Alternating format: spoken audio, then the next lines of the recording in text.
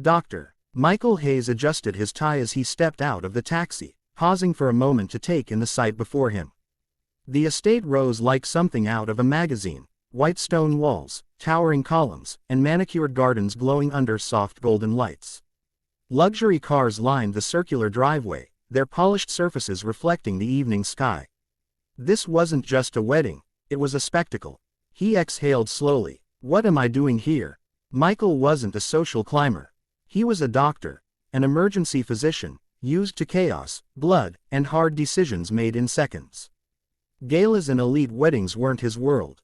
But the groom, Victor Langston, was a powerful businessman and a major donor to the hospital. When the invitation arrived, personal request, declining hadn't felt like an option. Inside, the music was soft and elegant. Crystal chandeliers cast warm light over marble floors.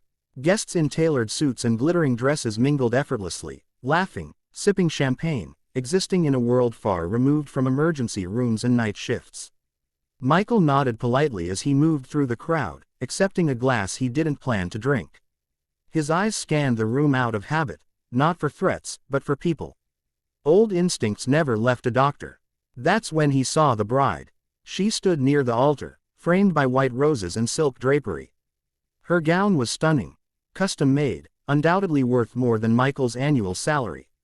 The veil rested lightly over her dark hair, her posture elegant, composed.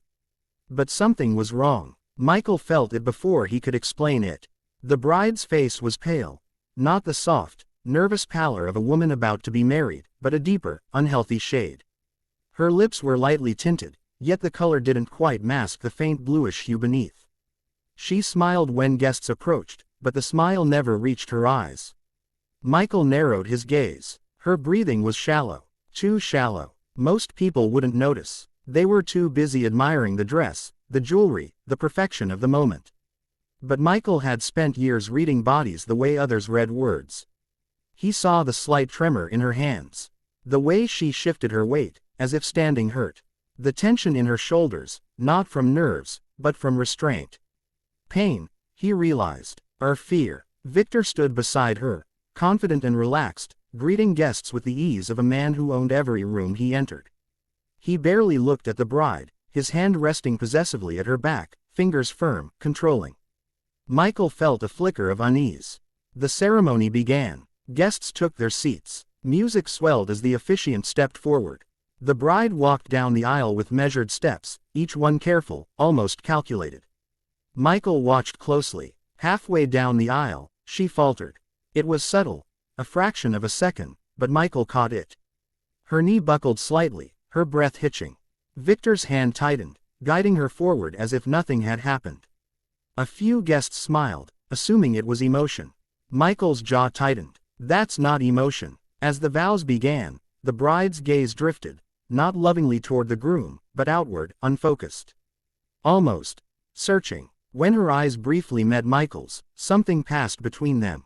A flash of fear, a silent plea. Michael's heart skipped. Doctors weren't supposed to jump to conclusions. But every instinct in him was screaming. When the officiant spoke, the bride's response came a second too late.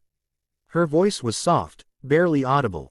Michael noticed a faint sheen of sweat along her hairline despite the cool room. Her hands, clasped in front of her, trembled again. Hypoxia, circulatory issue, or something else entirely. Then Michael noticed the way the fabric of her gown fell. The bodice was fitted perfectly, but below the waist, the dress seemed heavier on one side. As if something underneath disrupted its natural flow. The bride shifted again, discomfort clear now. Michael set his glass down, pulse quickening. He leaned toward the guest beside him, lowering his voice. Has the bride been feeling unwell? The woman smiled dismissively. Oh, she's just nervous. Who wouldn't be, marrying a man like Victor? That answer didn't sit right. As applause filled the room and the couple was pronounced married, Michael felt no joy, only dread. The bride swayed slightly, and Victor whispered something in her ear, his smile never fading. Whatever he said made her stiffen. Michael made his decision. He wasn't here as a guest anymore. He was here as a doctor. As the newlyweds turned toward the exit, Michael stepped forward, his voice calm but firm. "Excuse me," he said. "I'm a physician. I think the bride may need medical attention. The room seemed to pause. Victor's smile tightened. She's fine, he said quickly. You're mistaken. Michael held the bride's gaze. I'm not. Her eyes widened just slightly. And in that moment, Michael knew.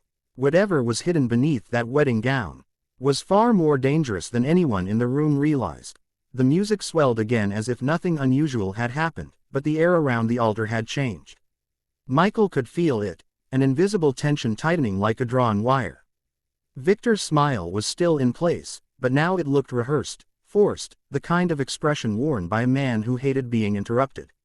I assure you, Victor said smoothly, his hand firm on the bride's waist, my wife is perfectly fine. The word wife landed heavily. Michael didn't argue. He took a step closer, lowering his voice so only the couple could hear. I'm not trying to cause a scene. But she's showing signs of distress. Please, let me check her. The bride's breath hitched. Her fingers clenched into the fabric of her gown, knuckles whitening beneath lace gloves. She didn't look at Victor. She looked at Michael, and she nodded. Just once. Barely. That was all Michael needed. There's a private room nearby, he said calmly. 5 minutes. Victor's jaw tightened. For a brief moment, something dark flashed across his face. Calculation, irritation, control slipping. Around them, guests leaned closer, curiosity blooming. Victor laughed lightly, placing a hand over Michael's shoulder with false familiarity.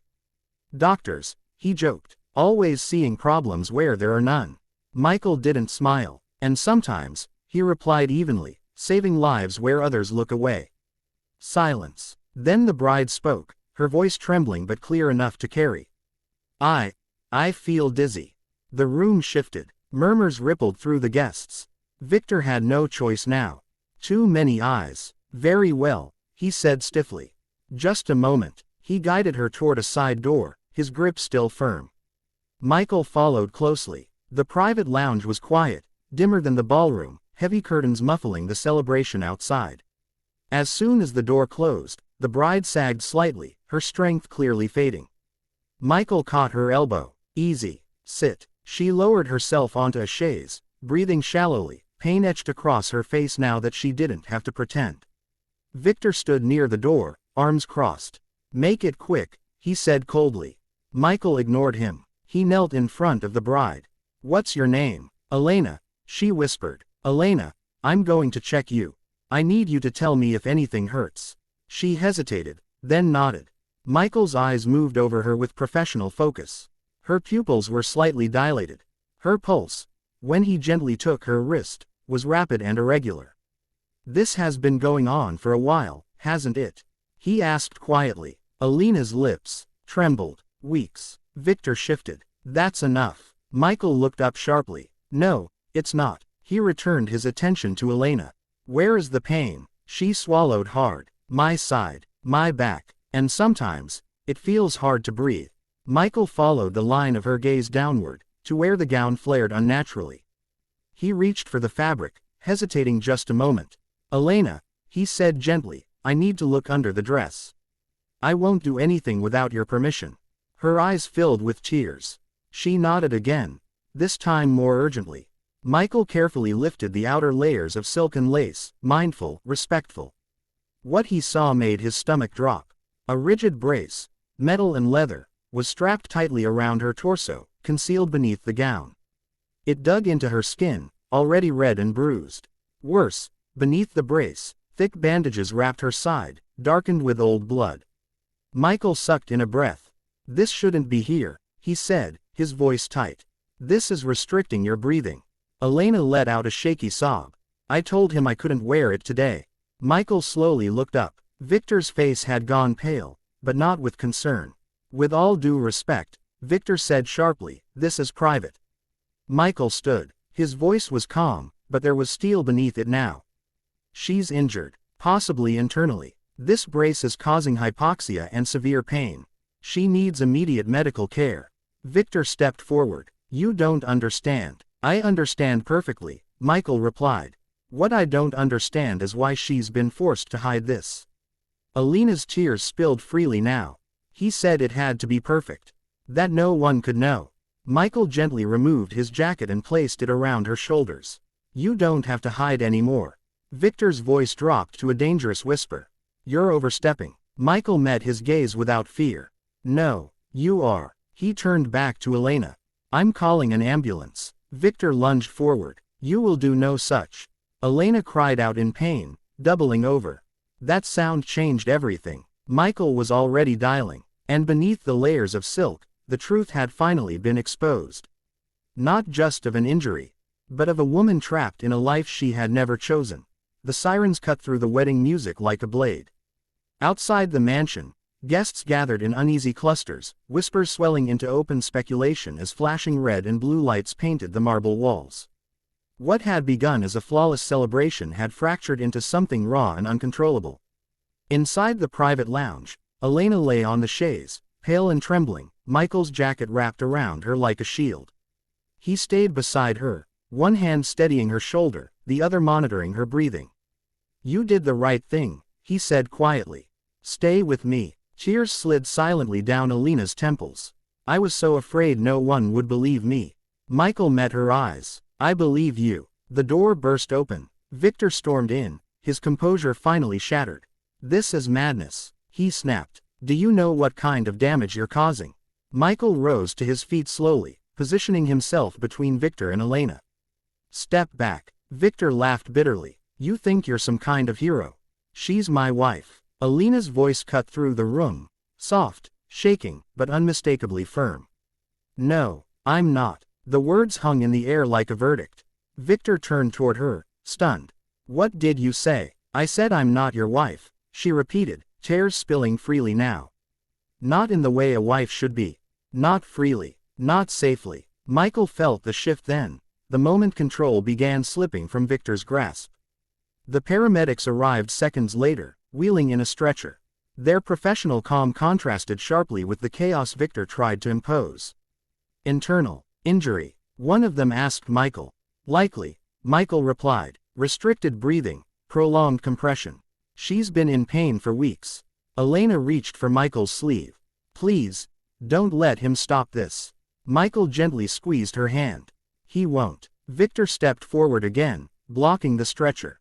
This is unnecessary. She'll recover at home. One of the paramedics looked him up and down coolly. Sir, if you don't step aside, security will remove you. Victor hesitated. For the first time, he looked unsure. Around them, the doors had opened. Guests stood frozen in the hallway, faces pale with shock. A few women stared openly at Elena's bruised side where the bandages showed. A murmur spread. Horror, disbelief, anger. Elena saw it too, and something inside her finally broke free. You all see me now, she said, her voice trembling but loud enough to carry. But you never asked why I stopped smiling. Why I flinched when someone touched me. Why I never danced. Victor snapped. Enough. No, she said, lifting her chin despite the pain. Enough was weeks ago. The paramedics gently helped her onto the stretcher. As they did, one of them carefully loosened the brace. Elena gasped. Not in pain this time, but relief. Her breathing deepened, freer than it had been in months. She closed her eyes, tears slipping down her cheeks. I forgot what it felt like to breathe. That single sentence rippled through the room, shattering the last remnants of denial. Victor stood motionless as the stretcher rolled past him. Sir, one of the paramedics said, you'll need to come with us to answer some questions. Victor scoffed. On what grounds? Michael stepped forward, his voice calm but unyielding. On the grounds of medical neglect and coercion. Victor stared at him, hatred blazing. You ruined everything. Michael didn't raise his voice. No, you did. As Elena was wheeled toward the ambulance, she turned her head, searching the crowd. Her eyes met Michael's once more. Thank you, she whispered. For what? He asked softly. For seeing me, she said. The doors closed. The sirens rose again, this time carrying her away, not as a bride trapped in silken silence, but as a woman finally being heard. Later that night, long after the guests had left and the decorations sagged uselessly from the walls, Michael sat alone on the steps of the mansion. The grandeur felt hollow now, stripped of its illusion. His phone buzzed. A message from the hospital. She's stable. Surgery went well. She asked if you were real. or if today was just a dream. Michael exhaled, the tension finally leaving his chest. He typed back, "Tell her she's safe, and she's free." Inside the hospital room, Elena stared at the ceiling, listening to the steady rhythm of her heart monitor. For the first time in a long while, that sound didn't scare her. It reminded her she was alive, and no amount of wealth, silk, or silence would ever be allowed to cage her again.